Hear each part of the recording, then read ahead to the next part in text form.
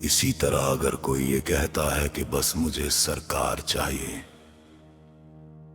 उसका ये वाक्य तब तक वास्तविक इरादा नहीं होगा जब तक उस इरादे को तबाह और बर्बाद करने वाले तक तुम्हारे शरीर में मौजूद है। चैप्टर 2, मुर्शिद की तलाश और वास्तविक इरादा। एक होता है सिर्फ जुबान से मांगना, जैसे कारों के शोरूम में जाना, हाँ भाई मुझे ये रोल्स रॉयस खरीदनी है। ये आपने सिर्फ जुबान से अपना इरादा बताया, लेकिन असली बात यह है कि क्या आप उतने पैसे लेकर शोरूम जा सकते हैं?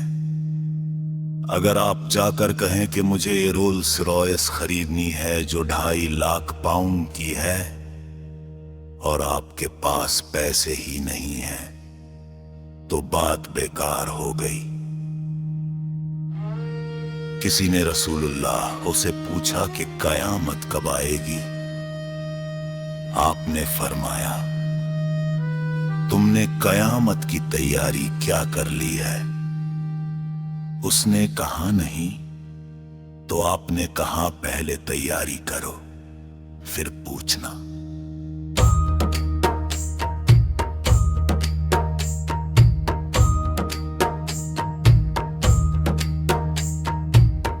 इसी तरह अगर कोई कहता है कि बस मुझे सरकार चाहिए, गोश का ये जुमला तब तक वास्तविक इरादा नहीं है जब तक उस इरादे तो बद मौजूद है जो उस इरादे को नष्ट करते हैं।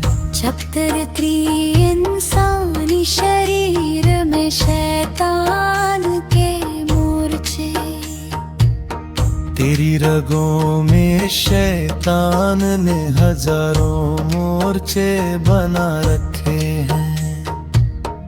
तेरे खून में नफसानी आग दौड़ती है, दिल में शैतान बैठा हुआ है और नफ्स नापाक है।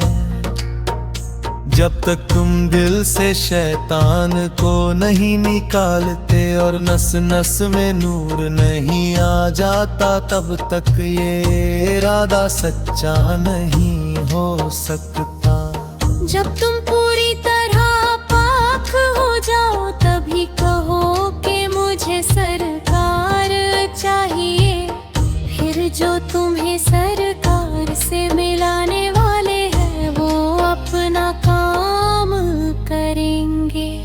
पहला चरण ये है कि अपने नफ्स को पाक करो, क्योंकि अल्लाह किसी को कोई मकाम तब तक नहीं देता जब तक नफ्स पाक ना हो जाए और दिल जागृत ना हो जाए। चैप्टर 4, तज़कियाए नफ्स और तस्फियाए कल्ब की अहमियत। दिल को जागृत करो क्योंकि दिल सोया हुआ है। अल्लामा ने भी कहा, दिल को रोशन कर, खुदा से मांग। आँख का नूर अलग है और दिल का नूर अलग, इसलिए नफ्स की सफाई में लग जाओ। सबसे अच्छा तरीका यही है कि इस महफिल में रोज आओ और मिशन का काम करो, बाकी काम हम पर छोड़ दो। चतरफा क्या बिना बैत के किसी को मुर्शिद माना जा सकता है? लोगों में ये गलतफहमी है कि बिना किसी संबंध के किसी को भी अपना मुर्शिद मान लेते हैं। ना कोई बैत ना मुलाकात, फिर भी किसी को मुर्शिद समझ लिया जाता है। क्या कभी ऐसा हुआ है कि बिना निकाह के किसी महिला को अपनी पत्नी मान लो?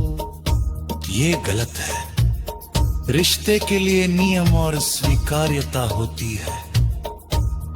इसी तरह मुर्शिद का रिश्ता भी बैत से बनता है। कोई किसी के मजार पर गया, 2-4 बार गया और समझ लिया कि वह उसका मुरीद है। ये सब गलतफहमी है। अगर कोई मुर्शिद है तो उससे फैज़ क्या मिला? गौस पाक फरमाते हैं कि मेरा मुरीद वो है जिसका दिल अल्लाह अल्लाह कर है। चैप्टर 6 बाशरा होना क्या है। शरीयत दो तरह की होती है, जाहिरी और बातनी। सिर्फ दाढ़ी रख लेने से कोई बाशरा नहीं बनता। असली बाशरा वही है जो जाहिरी और बातनी दोनों शरीयत पर अमल करे। जिसके नफ्स में गंदगी है वो कुरान को भी सही तरीके से नहीं समझ सकता। चैप्टर 7 कुरान से कौन गुमराह होता है और कौन हिदायत पाता है? कुरान बहुतों को हिदायत देता है और बहुतों को गुमराह भी करता है। जो लोग नापाक नफ्स के साथ कुरान पढ़ते हैं वे गुमराह हो जाते हैं। और जो नफ्स को पाक करते पढ़ते में हिदायत पाते हैं। कामयाब वही है जिसने अपने नफ्स को पाक किया और नाकाम वही है जिसने उसे बिगाड़ दिया। शतायात दिल की मौजूदगी के बिना नमाज का तंजा, दिल की हाजिरी के बिना नमाज सर